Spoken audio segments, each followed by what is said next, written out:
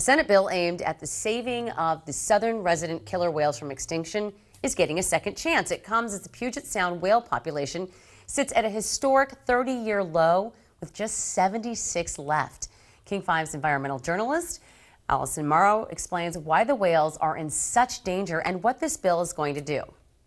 I figured this would be a great place to talk about the orca bill because it's West Seattle, Alki Beach, one of the places where people can see these orcas. But the whales aren't just special because they come visit us every summer. They're special because of what they eat. This is salmon jerky, and salmon is the #1 component of the southern resident killer whale's diet. They're very picky eaters, kind of like us here in Western Washington, right? And that's why orcas are starving, because we're running out of salmon, and that means the orcas are running out of food. But we've known that southern residents have been starving for decades. So why are they still starving? Why hasn't anyone done anything? The challenges facing orca recovery are complicated, political, and come with economic consequences.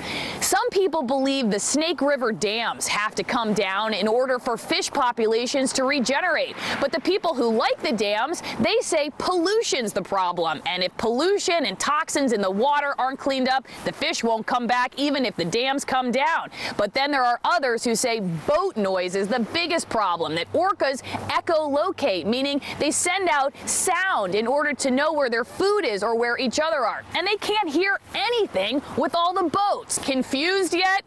I am. So how will this bill help? Well, let's take a look at it. It would increase patrols by Fish and Wildlife Police to keep boats away from whales. It also forces boats to go slower near the orcas, and now drones are included in vessels not allowed to come any closer than 200 yards. And finally, it sets a deadline for groups that are invested in thinking of recovery options for these whales. By the end of this year, several groups have to come up with some kind of realistic solution to bring back the number of orcas. This bill is a long time coming. Scientists have known for years that southern residents need our help. But will this bill make the difference? It's already its second attempt. The first one failed.